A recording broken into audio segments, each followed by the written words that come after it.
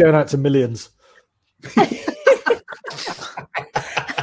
You'll be stopped in the street, Jag.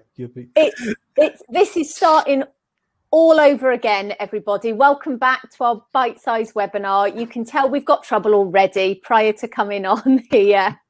You will see we've got the fantastic Will Murphy, the fantastic Carl Horton, and we are absolutely thrilled to say we are welcoming back Jag Hear. Hello, Jag. Why don't I get fantastic? You are amazing. So you're not just fantastic. It's too late now. You've said Will and Carl were fantastic. It's better than fantastic. Well, you've got to come on this webinar more. It's the next level. You've got to come on here more. It is. Guys, how are you all? All good, all good.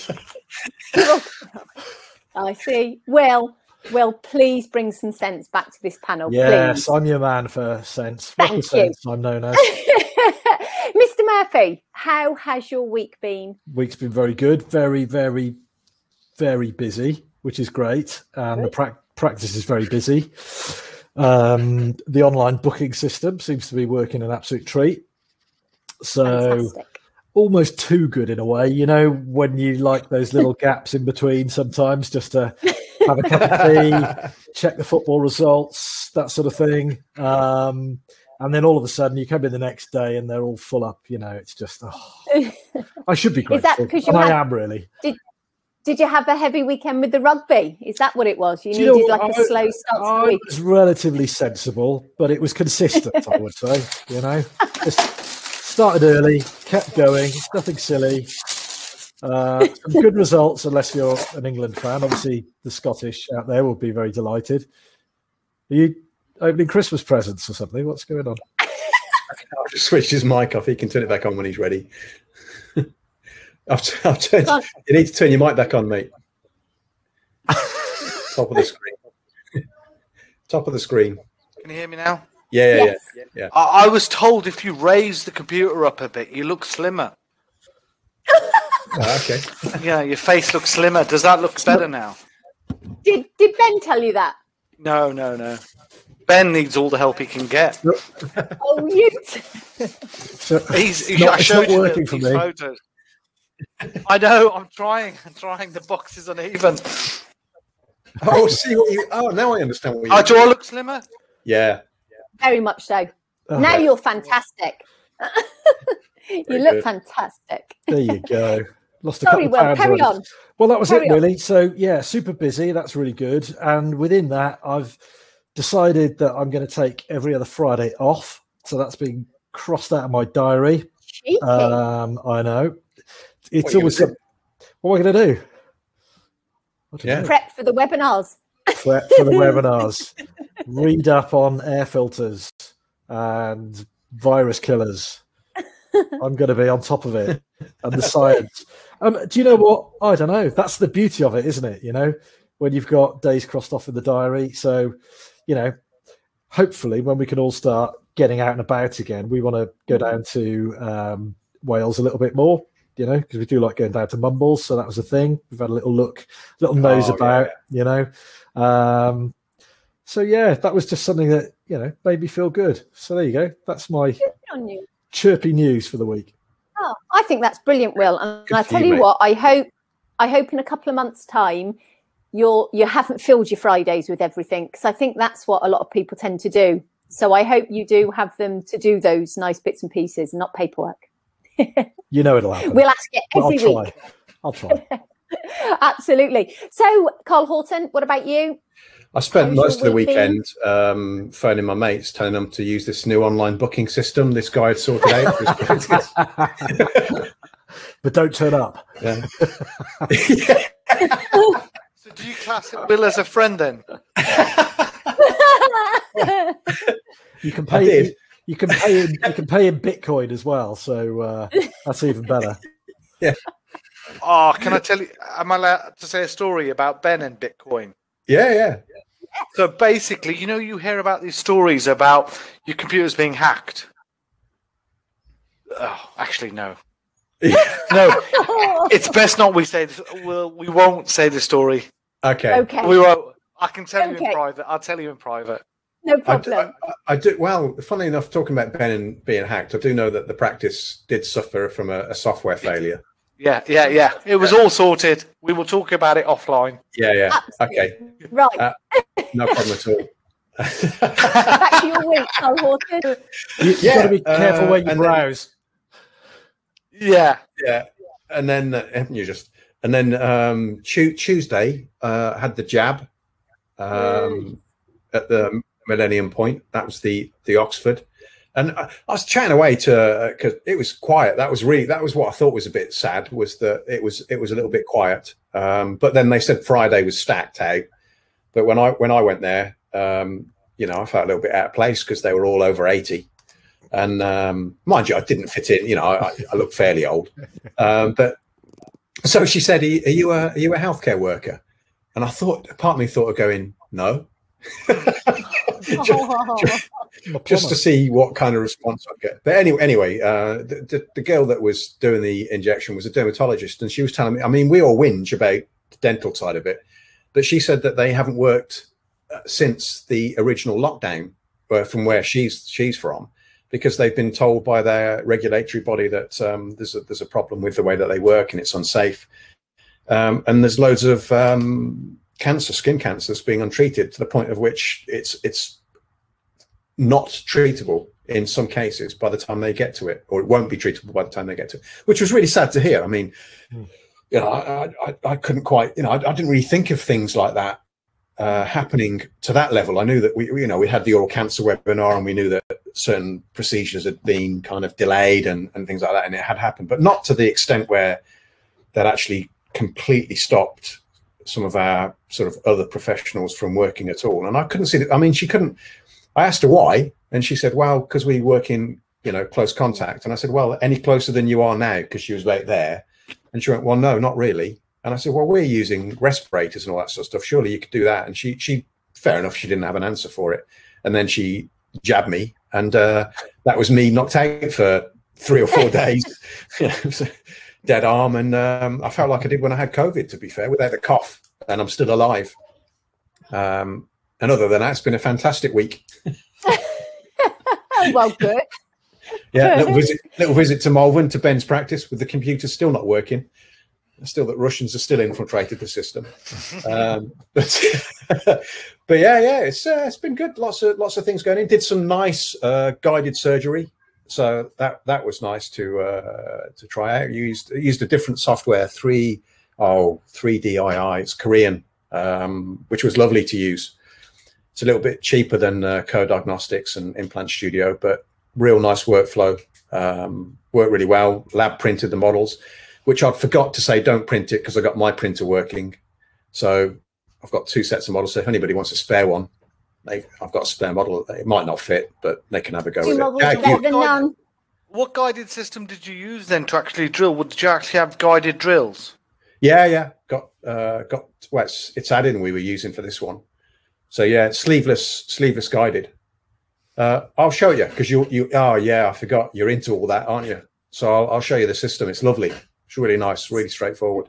Can I ask a question, Carl? For those who are non-dental watching this, guided, there's a clue in the title, but when you say, we know what you mean by sleeveless, but what is sleeveless guided? TK, big hello. Big hello. Big shout out to you, mate. Yeah. What do I mean by guided? I mean, basically, when Jag and Will and I are lobbing in implants, we do it by assessing the patient, obviously taking study models, placing the implant, and if we're a little bit concerned, we might take a radiograph partway through so that we can kind of adjust freehand where it is to put it in the best position. But when you go either partially or fully guided, you can actually, on some software, place the implant vertically. So you do it on the software before you place it in the patient. So you've got a little copy of what the implant looks like. You put it onto the scan, and then you can print a little piece of plastic that you can fit in the patient's mouth that has a little hole that will guide the implant drill into the position where you'd normally do it freehand. And then you can pop the implant into that space, and you can go all the way up to fully guided, where the actual process is taken all the way to placing the implant with a guide, or partially guided where you use the little guide to do part of it, and then you do the rest freehand. Or you just do it freehand without the guide. I feel like it's like that thing in Star Wars when they have to blow up the Death Star. It's just like that. You know, when he has the camera to drop the bomb. Yeah. You have all the guided stuff and you can see it, and then you just move it out the way. Not even there. He's at home. Yeah. Well, the difference is I've got Will's voice in my head going, "Feel the force, Carl. Use the force. Use the force."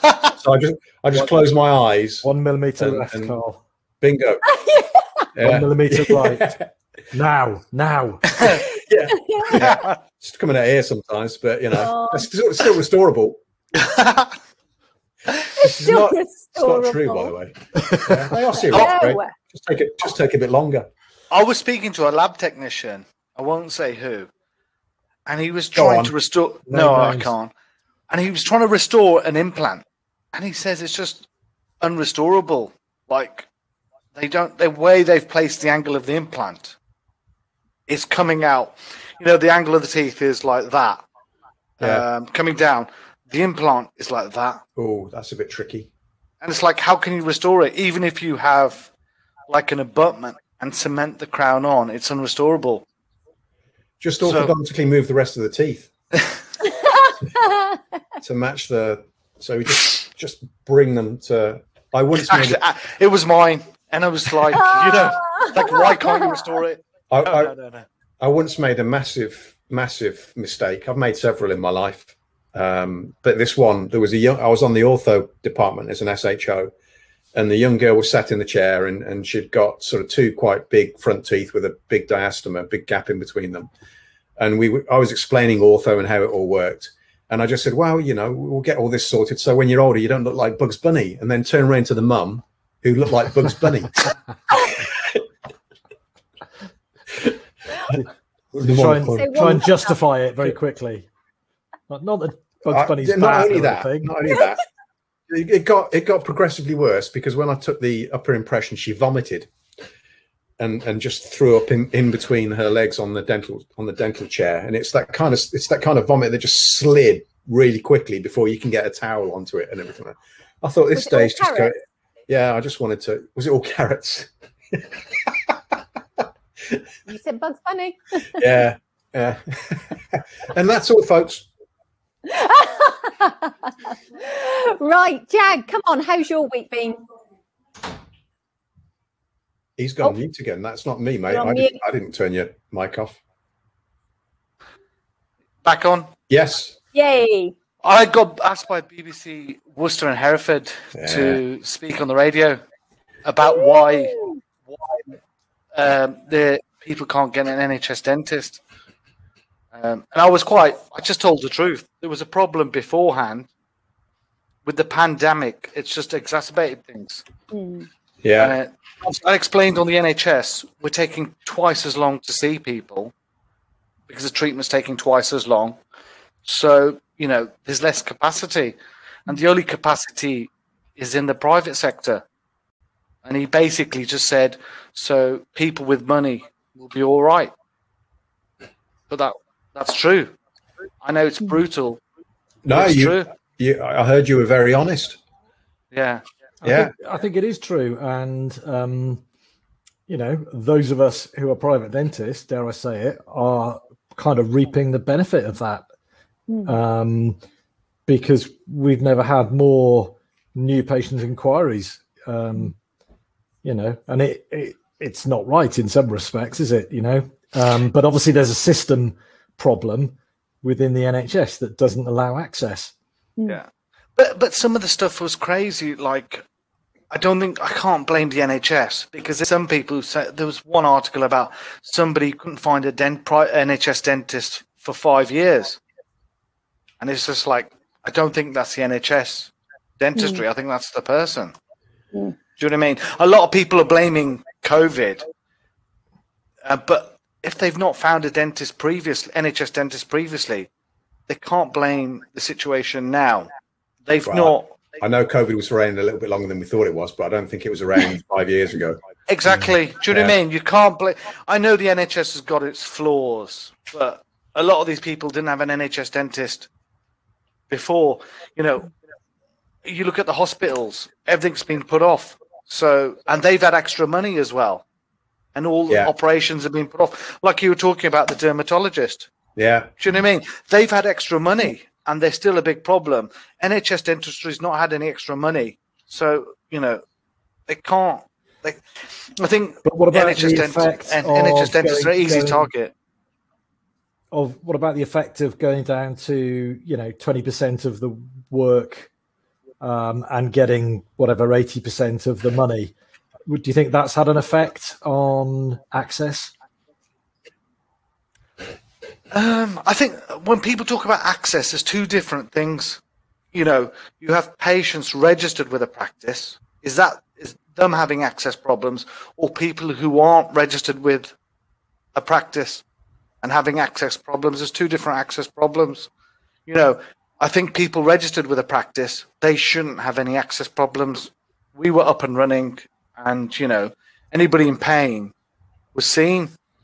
When you say registered, how do you mean by registered? You mean a patient that you've seen within the past sort of year, 2 years? What do you regard as a registered patient? Because anybody seen in the last 2 years at the practice? I don't, you know, when we were up and running, anybody in pain.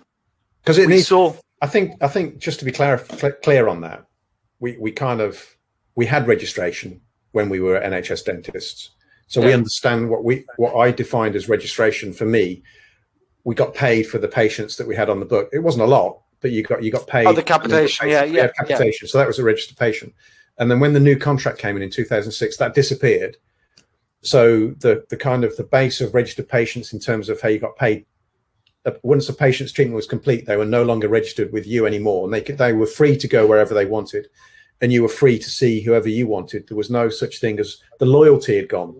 Yeah, if you like. Yeah, when a patient joins our practice on the NHS, we tell them you have to be seen for checkups. Like, you know, you can't leave it longer than 18 months. Yeah, and they're told at the beginning. Yeah, about that, and so we class that as a sort of period of registration. If you go out the 18-month period, you're no longer registered with the practice. Yeah, so I think that's quite a nice thing that you do, and I think a lot of dentists do that. But what I'm trying to say there is that's out of the kindness of your heart that you do that. That's not so when somebody says they're registered with you, that's because you've decided to have that agreement personally between you and the patient, because that's what your morals and your ethics kind of tell us to do. So with the COVID period, we sort of lengthened it because obviously, you know, people might have left it a while. It might have been a year. With COVID, it might have gone over 2 years. Yeah. Because COVID was started March last year. So anybody in pain we would see. So I think it's the moral thing for the practice to see their own patients. I agree with you. I think it is. Do you know what I mean? So I think if a lot of people with the 20%, it's actually different to 45%. Because the 45% is UDA activity. I tell you what, he's got an A level in maths, this guy. I actually have. 25%. I actually have. I can tell. Mate. But what I was going to say was, it's 45% of the UDA value, okay. Where the 20% is not of the UDA value. The 20% was the number of forms sent. So it's actually more. It equates to more probably 10% of the UDA. Because it's, you know, it's just the number of forms sent. So the forms could have 1 UDA, 3 UDAs, 12 UDAs. So it's actually quite easy to hit the 20%. You know, you could hit the 20% just doing telephone triage. Okay. So a lot of places just hit the 20% doing telephone triaging. Yeah. And then when it changed to 45%, their practices weren't up and running. They were still telephone triaging. So that's why a lot of practices are moaning, because they weren't seeing face to face. So I mean, it sounds like you guys seeing face to face.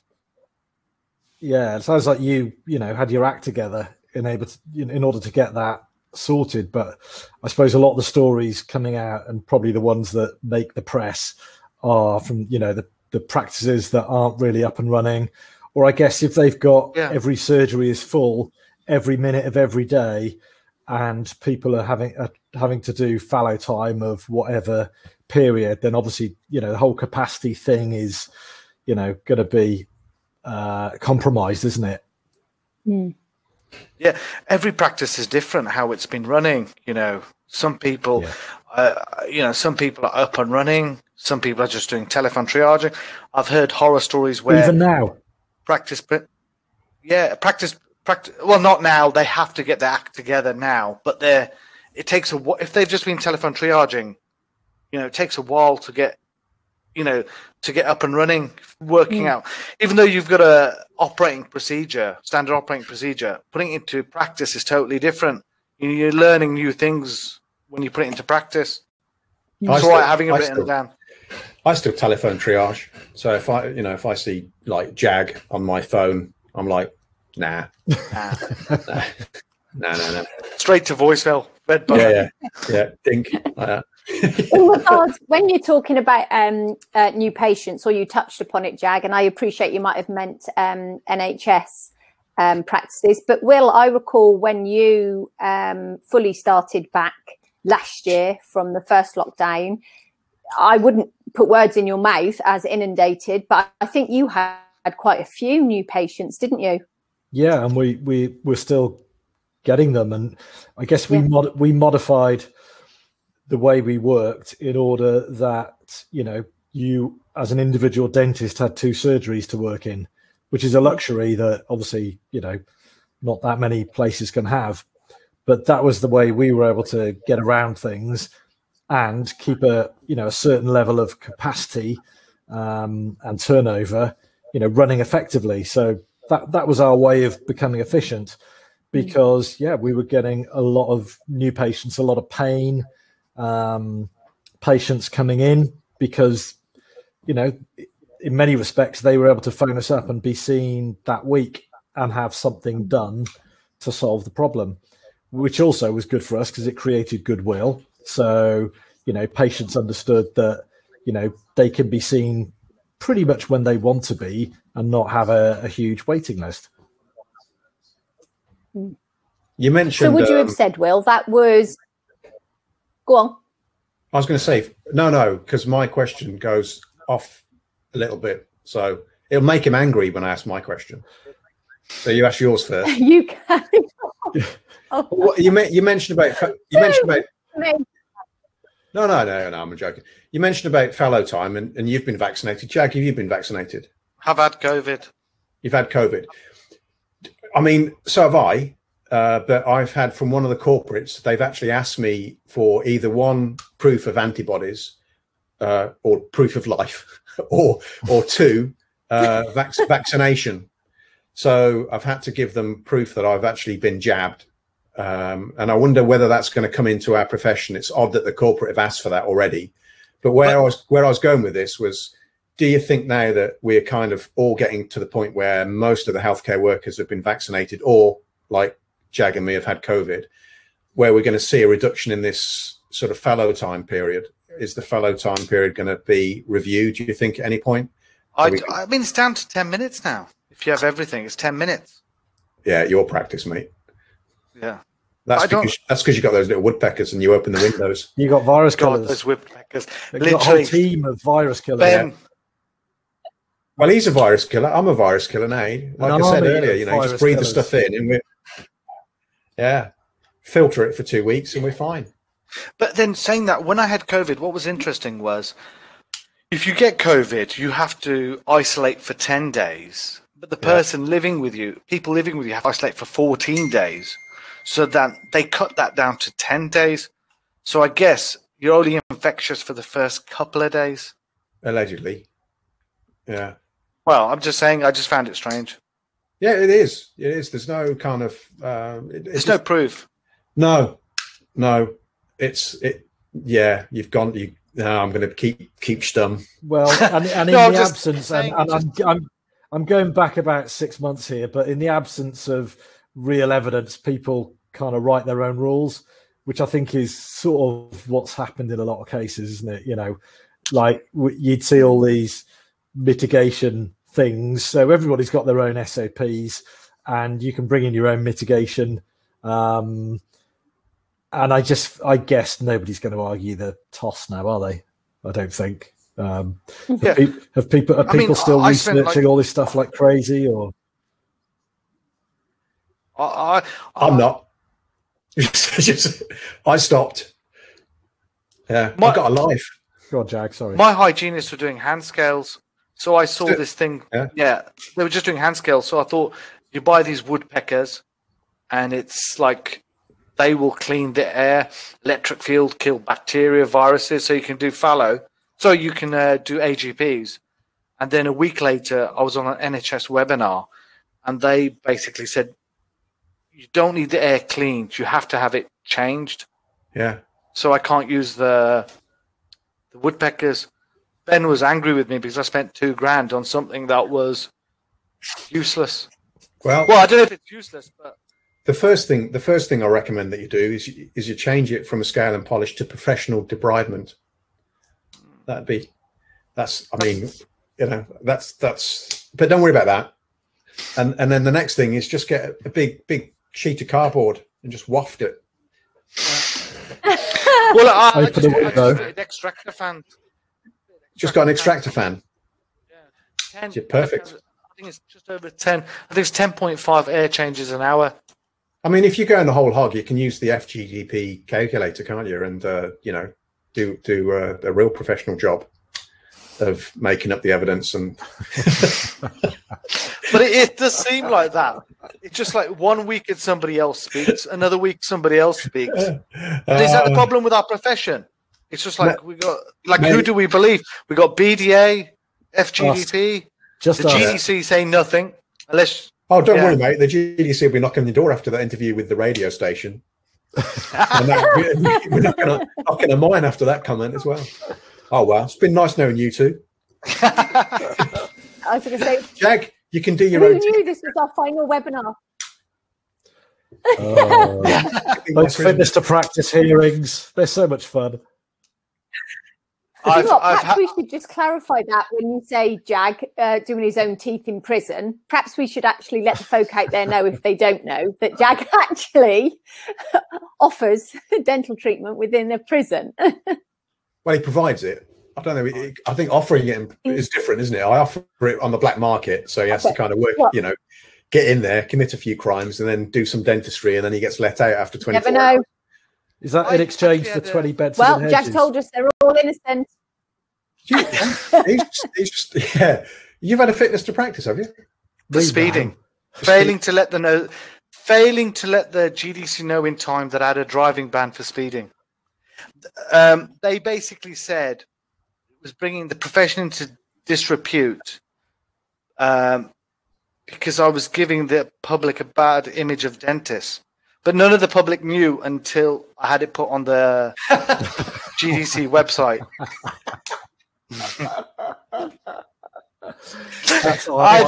You allowed to tell us how fast you were going? I just don't understand that. Were you doing 35 in a 20? Sorry? Were you doing 35 in a 20? Points don't mean prizes. Totting up. Yeah, so basically, because the public would find out about my speeding. Yeah. But none of the public knew until it was put on the website, GDC website, for 6 months. 6 months, mate. Dear. Yeah. But that brings us another point, that it is like a lot of dentists are really worried about the GDC. Do you know what they are? How it was? Yeah, we had Luke on, and he said that he was kind of in fear in how he practices. For that very reason, kind of like the sword of Damocles hanging over his head, which was kind of sad to hear. I think there's a term for it, defensive dentistry now. Yeah, I have a lot of there's a lot of the two practices. There's a lot of young dentists scared to do anything expansive. Because beyond what they feel kind of comfortable with. Well, yeah, because they're worried about being sued or GDC. Coming at them. The other problem is you have some patients that you're not happy to treat, but in the good old days, you would be able to say to the patient, I just think we're not compatible. I think I suggest you find another dentist. But now you're scared of even turning these patients away like that because you're worried that the patient might make a complaint or commercially leave a bad review or something like that. There's all sorts of different arrows potentially coming at you, So even now, whereas I'm relatively comfortable to tell a patient I don't want to treat them, I just try and take the diplomatic route because, somebody can just go on Google, can't they, and just write whatever they like about you, and these are other avenues of recommendation that you have to look at in the digital age. Yeah, one good article I saw was a dentist actually sued a patient for leaving a bad review. Yeah, I saw that. And I actually was quite happy about that because it seems a one-way thing. If a patient lies, and says something like some false thing about you, there's no repercussion for them. Yeah, Christmas has come early somewhere. That was the Ring doorbell. The kids are taking the dogs for a walk. Oh, okay. Yeah. So, but the dogs or the reindeer. Yeah. But it's a one-way thing, isn't it? That patients can just make up stories and write a bad, what we say, not real review, and nothing can happen to them. But we have to walk the line, the professional line. Yeah, like I just feel it's harder for us as dentists. Do you know what I mean? It's we have to be whiter than white. I have to be holier than the Pope. My farts can't smell. Yeah. Well, probably the Pope wasn't the best example. I don't want to offend anybody, but there are certain allegations and things like that. But let's not go down that road, shall we? You lot probably felt in the last 15, 20 years that it's got harder to be a dentist. Like we have to walk. It's a tightrope we walk. Yeah, I think I certainly see it in the people that are coming through, definitely. And I think that I don't know, maybe just old age has kind of made me, a bit different personally. I'm quite happy to say what I think, professionally. But if I don't get on with somebody and I think they're better off being treated by someone else, I'll have that conversation with them if I think that we're not compatible. Not through me doing any different in regards to treatment, but I want them to have I want the patients I look after to have a fairly decent experience. And if they're coming in and I don't think that I'm the person to provide that, I'm not going to get on with 100% of the people that I look after. That's just dealing with the public. Yeah. But I know what you mean. I mean, there is that kind of it's difficult when you do get that kind of sort of, what's the word, vexatious complaining, that you've got very little defense against that. And that we have seen that. And I think what we need to see is maybe a regulatory body that does support the patients, because that's what they're there for, but actually takes a very kind of middle ground on almost like an independent ground. So they're not on the patient's side as such. They're not on the dentist's side. They're looking at things independently. And that certainly isn't how it feels. Yeah. I mean, I do think that patients, like in every profession, there are bad apples, Yeah. But there are bad apples. But I think we've got three of them on here. Are we counting Kate? We're giving Will a little. I don't know what I really want to say. We're giving you a chance, Will. That's what I'm trying to say. Yeah. But do you know what I mean? I just bad apples. Yeah. But I mean, Yeah, but most dentists look out for the patient. Yeah, we're trying to provide the best treatment we can. And the thing with us is our work is there to be seen. If they go to another dentist, if you look at your X-rays, it's there. We can't hide any bad work, apart from RCTs with an extraction. But our work is there to be seen, and we can't hide it. With the healing forceps. Healing tongs. Yeah. But I just feel that the world. I agree. I think also, you're onto a loser trying to sort of publicly defend your position sometimes, especially on forums. I've seen, I think I mentioned it the other week, about an implant practice advertising. So they've obviously spent a lot of money. And then there's this whole thread underneath about rich, greedy dentists, you know, and there's nothing you can say at all, really. But it just, you know, my heart sort of bled for the money that had been pumped into this advert, just to have this whole sort of mothers meeting going on underneath it about, oh, it's all right for you millionaires and all that sort of stuff. So, you know, in public, you kind of sometimes have to just take the Zen approach and let it go, I think. I think you're probably right, Will. I've made it that I'll only treat traffic wardens from now on, because and lawyers. So in you know, in that order, and you know, I'm fine then. I feel absolutely GDC members. I won't go that Oh. Yeah, but then I don't think we should be ashamed. Like, I work bloody hard, you know, invest a lot of time and money into practice. So, you know, we're not in a communist country like in America. You know, I think it's a bit different. Like, if you do well, not a communist country, I don't think.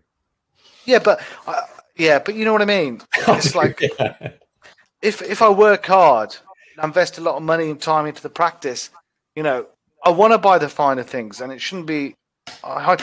I mean, but then dentists are as bad as each other, as some of the public. Like, I was on one of the forums, and I was asking, you know, like, what's a good rate for a loan, because I want to buy some equipment. And you had some dentists saying rates, and they're saying, like, what are you buying? And I put down what I was buying. And then you had loads of people saying, oh, you're showing off. It's like, why would I be showing off about getting finance for equipment? It's a forum. You're meant to help each other. A Lamborghini company car. Yeah. I wish. Do you not think that's... No, it's when I was going digital. When I was going digital, I was getting a whole load of digital stuff. And then I had one guy saying, oh, you should buy a chip shop. It's like, you're an idiot. I'm a dentist. Why would I want to buy a chip shop? It's like you're a complete tool. If you, well, you know, I'm trying to invest in a practice. Told Carl not to put that, Jag. Sorry. No. To be fair, I wouldn't have said that, because I think chip shops can stay open because it's takeaway, isn't it? Takeaway and delivery. So I think that's probably quite a good investment, personally. But I didn't suggest it. I would have said kebab shop, personally. I think to be honest, I think and I think, you know, if you'd done vegan or vegetarian, yeah, these days you'd rocket away with that sort of sales. But I do agree with you. I think there is a kind of we see it and we hear it, and it hurts more when we get kind of negative things about what we're doing to invest in ourselves. And I think, you know, I know that, Will, obviously you've been talking about it. You've invested in your booking system, your practice. You spent a lot of time investing in yourself. Jag, the same. You know, the equipment that you've brought into the practice. And you haven't done it just for yourselves, although part of it is because it makes your working life a little easier. But you've done it for your patients, so you can deliver what you feel is a higher standard of care. And I think that's admirable. And I think, you know, when I hear people and I see people doing that sort of thing, I'm proud of you guys. I think that's a lovely trait to have. Yeah, but you're one of the minorities. I mean, it just seems in our profession, people are quick to, you know, moan about. I think. Well, these are the people at the forefront of social media threads, you know, and are probably not representative, you know, of you know, the profession as a whole. I think sometimes, you know, the loudest voices are there moaning and whining, and again, it's just one of those that, you know, it's the way it is these days. Yeah, but it's just like you just have these keyboard warriors, you know, they wouldn't say it to your face, and suddenly. Am I going too far? Because I would say if they said it to my face, you know, I would give them a straightener. Can I say that? Yeah. No, you can't. Fine, mate. Yeah. But can I say that? Can I accent violence? Can I say that? Yeah, that's all right. Yeah. No, but it's true though. Like the internet's given them a voice, but there's no way they would dare say it to your face. Yeah. You know, because they have loads of hanger-on friends who will jump in. Me now, Jag. Sorry? You're scaring me. I'm going to watch what I say to you. I think you're brilliant, by the way. Just like whatever Carl says. Fantastic. You know, I don't agree with him. I think you're ace. But it's a different world we live in now. It's a different world we live Carl, in. he said it. Yeah. Do you know what, guys? He's the anonymous troll.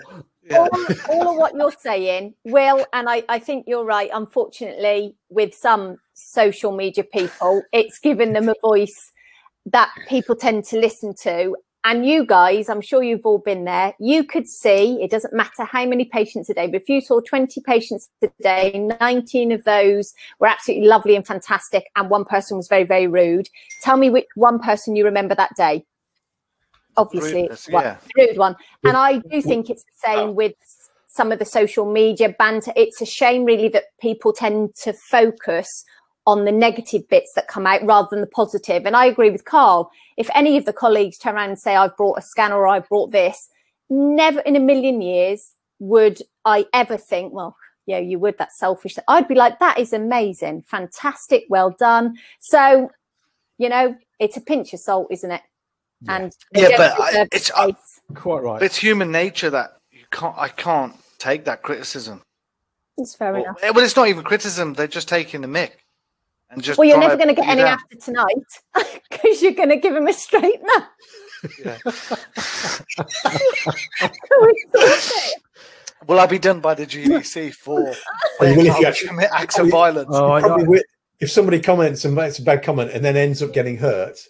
As I said, Carl, I've been drinking and I don't recollect any of the conversations that I've made.